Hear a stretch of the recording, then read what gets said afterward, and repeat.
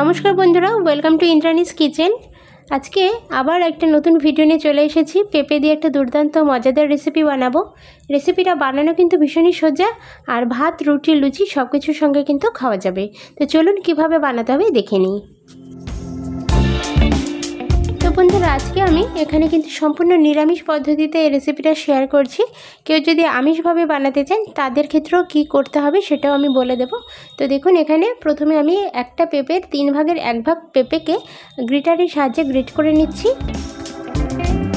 আজকে কিন্তু পেঁপেটাকে গ্রেটই করতে হবে, কোনোভাবে ছোটো ছোটো করে কুচিয়ে যে নিলে হবে সেটা কিন্তু নয়, গ্রেট করেই করতে হবে। পেঁপেটাকে গ্রেট করা হয়ে গেছে। এবার আমি এখানে দুটো আলু নিয়েছি, আর আলু দুটোকে ঠিক এভাবে আমি ছোটো ছোটো করে কেটে নেব। আলুগুলোকে একদমই ছোটো ছোটো করে আমরা কেটে নেব, যাতে করে খুব তাড়াতাড়ি সেদ্ধ হয়ে যায়। আলুটাকে কাটা হয়ে গেলে একটা বাটির মধ্যে আমি জলের মধ্যে ভিজিয়ে রাখবো, আলুটা তাতে করে কালো হবে না। এবার চলে যাচ্ছি কড়াইয়ের কাছে। কড়াইয়ের মধ্যে আমি মুগের ডাল দিয়ে দিচ্ছি, আর কড়াইটা কিন্তু গরম হয়ে যাওয়ার পরে মুগের ডালটা অ্যাড করে দিতে হবে। এখানে প্রায় 4 টেবিল স্পুন মতো মুগের ডাল আছে। মুগের ডাল কিন্তু খুব বেশি পরিমাণ দেওয়ার প্রয়োজন নেই। এবার আমি মুগের ডালটাকে একটু হালকা করে রোস্ট করে নেব। তো ডালটা যখন কালার পরিবর্তন হয়েছে হালকা করে, তখন আমি নামিয়ে নিয়েছি একটা বাটিতে। আর এবার আমি ডালটাকে জল দিয়ে পরিষ্কার করে ধুয়ে নেব। ডালটা খুব ভালো করে পরিষ্কার করে ধুয়ে নেওয়ার পরে অল্প একটু জলের মধ্যে ডালটাকে ভিজিয়ে রাখতে হবে। তবে খুব বেশি সময় কিন্তু জলের মধ্যে ভিজিয়ে রাখার প্রয়োজন নেই। চলে যাচ্ছি কড়াইয়ের কাছে। কড়াইটা যখন ভালো করে গরম হয়ে গেছে, তার মধ্যে আমি 2 টেবিল স্পুন মতো সর্ষের তেল অ্যাড করে দিয়েছি। মাস্টার্ড অয়েল বা সর্ষের তেলে কিন্তু আজকের সম্পূর্ণ রান্নাটা করতে হবে, কারণ নিরামিষ রেসিপি কিন্তু সর্ষের তেলে বেশি বেটার হয়। কেটে রাখা আলুগুলোকে তেলের মধ্যে অ্যাড করে দিচ্ছি। আর এখানে একটু বেশি করে তেলের মধ্যেই আমরা আলুটাকে ভাজবো, তাতে করে কিন্তু টেস্টটা বেশি ভালো আসবে। আলুর যে স্বাদটা সেটা কিন্তু বেশি ভালো আসবে। এবার আমরা ভাজার জন্য আলুর মধ্যে সামান্য পরিমাণ নুন বা সল্ট অ্যাড করে দেব। এখানে একটা কথা মনে রাখতে হবে, আমরা কিন্তু হলুদ এখানে ব্যবহার করব না। আলুর যখন এরকম একটা লালচে কালার চলে আসবে, তখন কিন্তু আমরা আলুগুলোকে তুলে নেব। আর আলুটাকে যখন ভাজা হয়ে যাবে, দেখবেন আলু সম্পূর্ণ তেলটাকে কিন্তু ছেড়ে দিচ্ছে। এই তেলটা, বাকি রান্নাটা আমরা কিন্তু এই তেলের মধ্যেই করব। তো যে অবশিষ্ট তেলটা রয়েছে সেখানেই আমরা অ্যাড করে দেব গোটা জিরে ফোড়ন। এখানে কিন্তু কোনো রকম তেল আমি অ্যাড করিনি। তো এখানে সাদা গোটা জিরে আমি ফোড়নে দিচ্ছি, তবে আপনারা চাইলে কিন্তু গোটা গরম মশলাও ফোড়নে দিতে পারেন। গোটা জিরাটাকে তেলের উপরে হালকা একটু নাড়াচাড়া করে নিয়েছি বন্ধুরা। এবার আমি ফোড়নে শুকনো লঙ্কা আর তেজপাতা দিয়ে দিচ্ছি। শুকনো লঙ্কা এবং তেজপাতাটা দেওয়ার ফলে খুব সুন্দর একটা মিষ্টি গন্ধ কিন্তু ছাড়বে ফোড়নের। তো এই সময় এতে কুচানো টমেটো অ্যাড করে দেব। আর এই টমেটোটা কিন্তু একটা গোটা টমেটো নয়, অর্ধেকটা টমেটো আমি কুচিয়ে নিয়েছিলাম। সেই কুচানো টমেটোটা এখানে আমি দিয়ে দিচ্ছি, আর ভালোভাবে নাড়াচাড়া করে টমেটোটাকে সেদ্ধ করে নিচ্ছি। টমেটোটা দেখুন খুব ভালো করে নরম হয়ে গেছে। তখন আমি এতে গ্রেট করে রাখা আদা অ্যাড করে দিচ্ছি।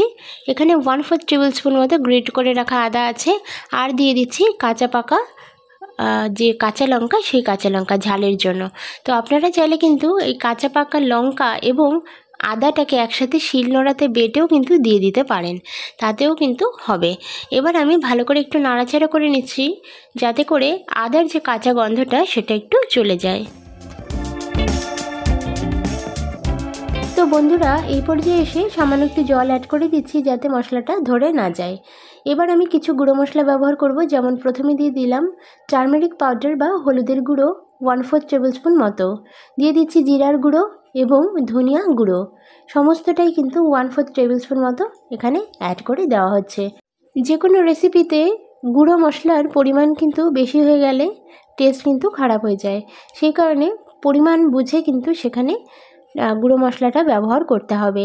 সামান্য একটু জল দিয়ে দিয়েছি, আর ভালো করে নাড়াচাড়া করে নেব, যাতে করে মশলাটা খুব সুন্দরভাবে কষিয়ে নেওয়া যায় এবং তলা দিয়ে ধরে না যায়। এবার যতক্ষণ না পর্যন্ত তেল ছেড়ে দেবে, আমরা কিন্তু মশলাটাকে কষিয়ে নেব। আর তার আগে বন্ধুরা, এখানে আমি সামান্য একটু কাশ্মীরি লাল চিলি পাউডার অ্যাড করে দিচ্ছি। এই কাশ্মীরি লাল চিলি পাউডার দেওয়ার ফলে খুব সুন্দর একটা কালার কিন্তু আসবে। তো আপনারা চাইলে কিন্তু এখানে লঙ্কার গুঁড়োটাও ব্যবহার করতে পারেন। বন্ধুরা এখানে কিন্তু ঝাল এবং নুনের ভাগ আপনাদের একদম পছন্দ অনুযায়ী দেবেন। বন্ধুরা দেখুন মশলা থেকে খুব সুন্দর করে তেল ছেড়ে দিয়েছে, আর এই পর্যন্তই কিন্তু নাড়াচাড়া করতে থাকতে হবে, কষিয়ে নিতে হবে। এবার আমি এর মধ্যে বাকি জিনিসগুলোকে অ্যাড করে দেব। তো প্রথমে আমি এখানে ভেজে রাখা যে আলুগুলো আমি রেখেছিলাম, আলুটাকে অ্যাড করে দিচ্ছি ভিজিয়ে রাখা মুগের ডালটাকে, এবং আলু এবং ডালটা দেওয়ার পরে হালকা একটু নাড়াচাড়া করে নিচ্ছি যাতে করে মশলাটা পুড়ে না যায়।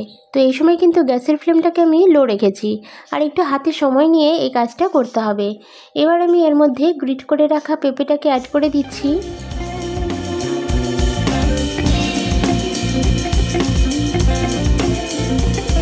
আজকে পেঁপের এই রেসিপিটাকে আমি নিরামিষভাবে শেয়ার করলেও এটা কিন্তু আপনারা আমিষভাবে বানিয়েও খেতে পারেন। সেক্ষেত্রে মুগের ডালের জায়গায় মুগের ডাল না দিয়ে আপনারা চিংড়ি মাছ দিতে পারেন, এবং ফোড়নের সময় পেঁয়াজ এবং আদা রসুনের ব্যবহার করতে পারেন।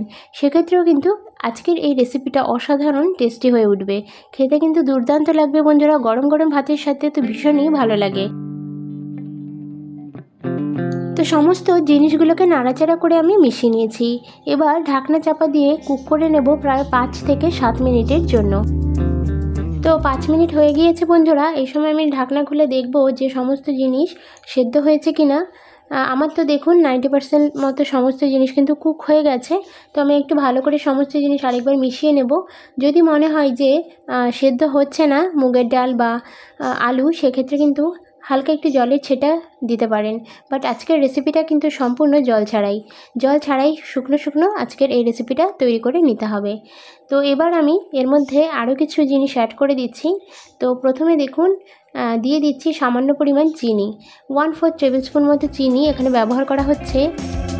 যেহেতু আজকে এটা পেঁপের একটা রেসিপি, সেই জন্য একটুখানি চিনি দিলে কিন্তু টেস্টের একটা খুব সুন্দর ব্যালেন্স আসবে। আর এবার আমি অ্যাড করে দিচ্ছি 1 টেবিল স্পুন শুকনো ঘি। এখানে যদি গলা ঘি আপনারা ব্যবহার করেন সেক্ষেত্রে 2 টেবিল স্পুন মতো ঘি কিন্তু দিতে হবে, মানে এখানে ভালো পরিমাণ ঘিয়ের ব্যবহার করতে হবে। ঘিয়ের যে একটা সুন্দর একটা ফ্লেভার, সেটা কিন্তু অবশ্যই বেশি মাত্রায় থাকতে হবে। এবার আমি অ্যাড করে দিয়েছি লাস্টে গরম মশলার গুঁড়ো, খুবই সামান্য পরিমাণ গরম মশলার গুঁড়ো এখানে অ্যাড করে দিয়েছি, আর সমস্ত জিনিসগুলো মিশিয়ে নেব এবং ফাইনালি গ্যাসের ফ্লেমটাকে বন্ধ করে দেব। তো রান্নাটা বন্ধুরা কমপ্লিট হয়ে গেছে। আপনাদের আজকের ভিডিওটা কেমন লাগলো আমাকে কমেন্ট সেকশনে অবশ্যই জানান। ভালো লাগলে একটা লাইক করার অনুরোধ রইল, আর নতুন ভিডিও দেখার আমন্ত্রণ জানিয়ে আজকে ভিডিওটা শেষ করছি। ধন্যবাদ সবাইকে।